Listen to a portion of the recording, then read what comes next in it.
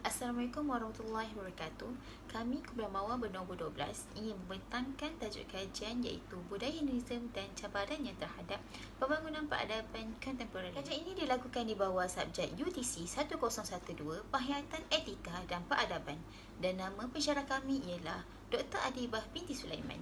Nama saya ialah Nur Syahidah Peter Subadin dan nombor metrik saya ialah 119801. Saya, Nur Sanim binti Hashim, nombor metrik 11928800. Nama saya Asrin binti Asmawi, nombor metrik 1192215.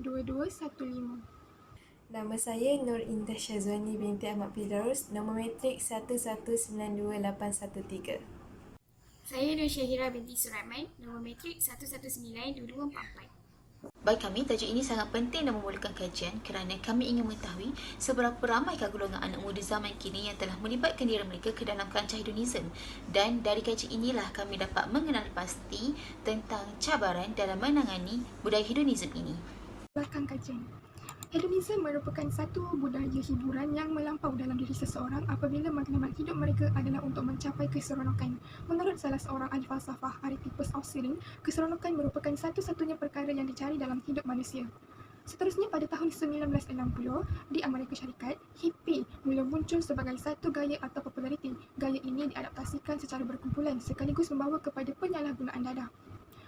Awalnya, gerakan ini cuba memprotes kerajaan dengan melakukan seks bebas, alkohol dan penyalahgunaan dadah sebagai hiburan. Kemudian wujudnya simbol-simbol sebagai tanda protes. Namun, simbol tersebut berubah menjadi trend. Oleh itu, budaya ini mula menyerap masuk ke negara lain dengan penerimaan terbuka oleh masyarakat dari pelbagai budaya dan agama. Seterusnya, menurut pengkajian K. Khalid pada tahun 2014, hedonisme telah menjadi ideologi gaya hidup bebas terutama golongan belia dan juga golongan remaja. Gaya ini menyusup masuk ke Malaysia secara halus tanpa kita sedari. Menurutnya lagi, budaya ini mula bertapak di Malaysia pada tahun 60-an dan hanyalah pada skala kecil. Baik, saya akan menerangkan tentang pengenalan hedonisme. Hedonisme merupakan satu pandangan falsafah yang menyatakan bahawa matlamat utama kehidupan adalah untuk mencapai keseronokan maksimum dan melakukan perkara-perkara yang mendatangkan keseronokan. Hedonisme menilai sesuatu kebaikan hanya berdasarkan keseronokan semata-mata. Hal ini kerana bagi mereka perkara yang terbaik adalah perkara yang mendatangkan keseronokan. Hedonisme mementingkan keseronokan dalam hidup sehingga mengetepikan ajaran agama. Pada masa dahulu, hedonisme hanyalah sebuah aliran sahaja, tetapi pada masa kini ia telah bertukar menjadi cara hidup sebahagian daripada masyarakat. Bagi hedonis, tujuan utama mereka hidup adalah untuk merasakan keseronokan seperti mengejar kekayaan dunia, bermegah dengan pangkat dan kuasa, memuaskan nafsu, berhibur dan foya-foya sehingga mereka lupa akan tujuan utama mereka hidup adalah sebagai hamba yang menjalankan tanggungjawab sebagai khalifah di atas muka bumi. Seperti yang kita dapat lihat sekarang, gaya hidup yang mementingkan hiburan yang melampau dalam kalangan anak muda masa kini amatlah di tahap yang merisaukan kerana ia boleh memberi kesan buruk dalam peradaban masyarakat Malaysia. Ramai golongan muda yang terjebak dengan budaya hedonisme dan terlalu gairah mengejar gaya hidup bebas, meniru barat dan bersukaria. Anak muda amat terlalu mencuba untuk meniru budaya barat yang sememangnya kita tahu ia merupakan budaya yang negatif dan bertentangan dengan budaya kita yang lebih ke arah ketimuran. Contohnya, mereka menormalisasikan budaya seks bebas, parti liar, menghadiri konsert, melepak, menghisap rokok, lumba haram dan sebagainya. Bagi mereka, perkara-perkara ini adalah perkara yang baik kerana ia dapat memberikan kepuasan kepada mereka. Jadi, kami menjalankan kajian untuk mengkaji sejauh mana penularan budaya hedonisme dalam kalangan mahasiswa-mahasiswi dan cabarannya terhadap pembangunan dan peradaban kontemporari.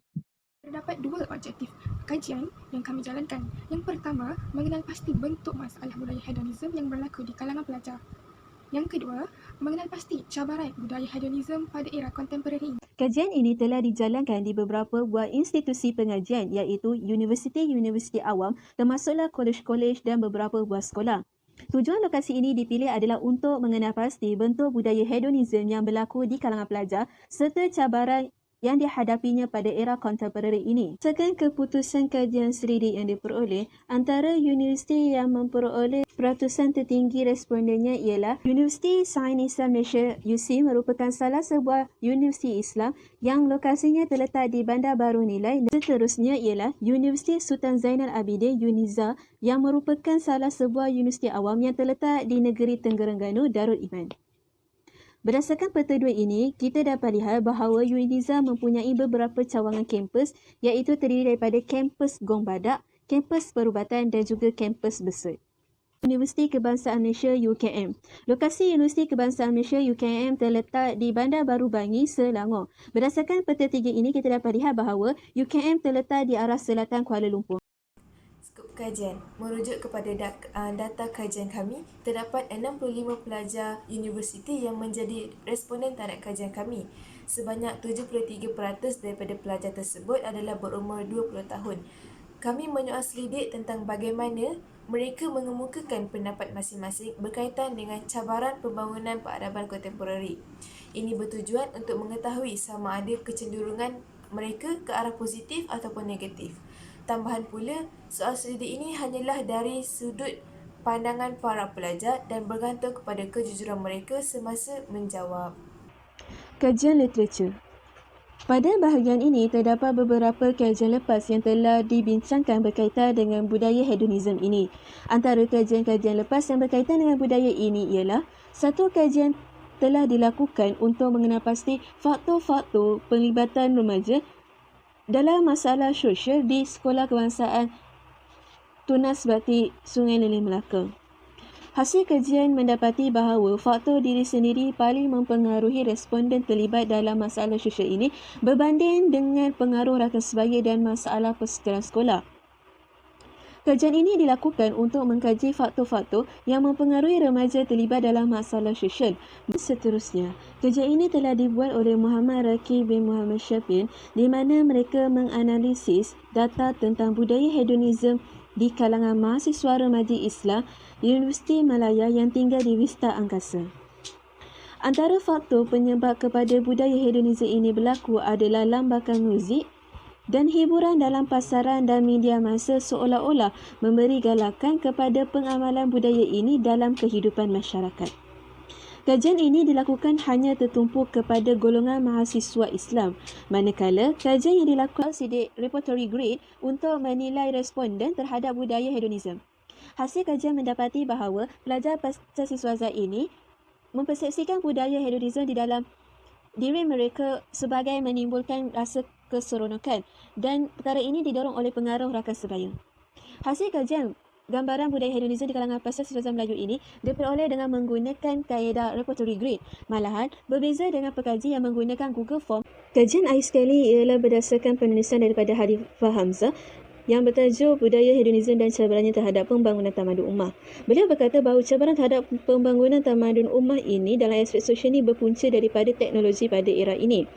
Kajian ini menunjukkan bahawa pembangunan tamadun awal dari aspek sosial adalah disebabkan teknologi. Di samping itu, pekaji juga mendapati bahawa antara cabaran peradaban budaya ini adalah disebabkan oleh teknologi seperti media massa. Manakala tempoh kawalan pergerakan PKP menghadkan pergerakan kami untuk keluar, kami membuat keputusan untuk menggunakan kaedah Google Form. Kaedah ini dapat memudahkan urusan selidik untuk mengumpul dan menganalisis data dari responden. Seterusnya, kami menggunakan kaedah pengumpulan data dan menganalisis data dengan merujuk kepada dua bentuk, iaitu yang pertama adalah bentuk carta pie kerana ianya lebih mudah untuk difahami, dan yang kedua adalah graf kerana bentuk ini dapat membantu para selidik untuk melihat peratusan itu sama ada lebih tinggi ataupun lebih rendah. Seterusnya, kesan atau impak dapatan dari kajian. Soalan-soalan dalam soal sidik kami meliputi dua skop iaitu bentuk hedonisme dan cabaran budaya hedonisme. Hasil daripada kajian mendapati bahawa mahasiswa-mahasiswi IPT di Malaysia tidaklah menjadikan budaya hedonisme ini sebagai cara hidup mereka sehari-hari. Hal ini kerana hanya sebahagian kecil daripada mereka yang terpengaruh dengan budaya hedonisme. Namun, ini tidak bermaksud kita perlu memandang enteng tentang budaya hedonisme ini kerana ia merupakan fahaman dan pemikiran halus yang boleh menular dalam jiwa anak muda pada bila-bila masa sahaja.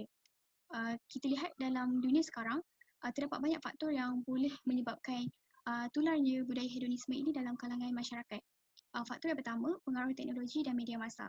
Seperti yang kita tahu, media massa dan teknologi merupakan komponen penting untuk kita terus mengetahui tentang isu semasa dan berita ataupun ilmu pengetahuan. Namun ia juga mempunyai kesan negatif seperti kadang-kadang mereka mempromosikan budaya kuning, budaya lucah atau keganasan melalui media massa. Contohnya seperti filem, televisyen ataupun radio. Faktor yang kedua, keruntuhan institusi kekeluargaan. Kita dapat lihat bahawa anak-anak daripada keluarga yang berantakan cenderung untuk terlibat dengan perkara-perkara yang sebegini kerana mereka merasakan mereka tidak mendapat perhatian yang sepatutnya mereka dapat. Jadi mereka perlukan sesuatu yang dapat memberi keseronokan kepada mereka. Jadi sebab itulah mereka terlibat dengan perkara-perkara yang sebegini. Faktor yang ketiga adalah serangan penjajahan pemikiran oleh orang Barat. Seperti yang kita tahu, orang Barat meracuni pemikiran dan mempromosikan dakwah-dakwah mereka seperti pemikiran hedonisme, liberalisme, individualisme dan sekularisme. Yang sememangnya kita tahu pemikiran ini adalah sangat bertentangan dengan budaya dan agama kita. Inilah antara cabaran-cabaran yang perlu kita tempuh untuk mengurangkan pembudayaan budaya hedonisme dalam masyarakat kita. Terdapat beberapa implikasi budaya hedonisme ini terhadap pembangunan peradaban kontemporari. Antaranya ialah generasi muda akan mudah lupa terhadap matlamat hidup mereka yang sebenar. Hal ini kerana mereka terlalu sibuk mengejar keseronokan hidup sehingga menyebabkan mereka menjadi seorang yang hilang adab serta alpa tentang kewajipan ataupun matlamat hidup mereka yang sebenar di dunia ini. Selain itu, budaya hedonisme ini juga akan melahirkan manusia yang keras hati, menolak kebenaran dan sentiasa berada di dalam kesesatan. Bahkan, mereka juga akan hilang nilai-nilai keagamaan dalam diri mereka. Hal ini kerana kemewahan dunia telah menyebabkan mereka tertipu dengan nilai-nilai yang palsu serta nikmat-nikmat yang fana. Dan hal ini telah merosakkan fitrah manusia mereka. Di samping itu, implikasi ini juga akan melibatkan kerajaan yang terpaksa membelanjakan sejumlah wang yang banyak untuk membanteras gejala hedonisme ini daripada menular sehingga menyebabkan berbagai masalah ataupun perdebatan muncul daripada masyarakat tradisional seperti penggunaan dadah, pergaduhan serta seks rambang. Kesimpulannya, cara hidup hedonisme ini adalah suatu pola hidup yang mencari kesenangan di dunia sahaja. Menurut H. Mizdahi pada tahun 2013, Islam tidak menghalang umatnya untuk mencari kebahagiaan, tetapi kecenderungan yang berlebihan terhadap kesenangan dan hiburan akan menjadikan manusia alpa dan lalai terhadap tipu daya dunia.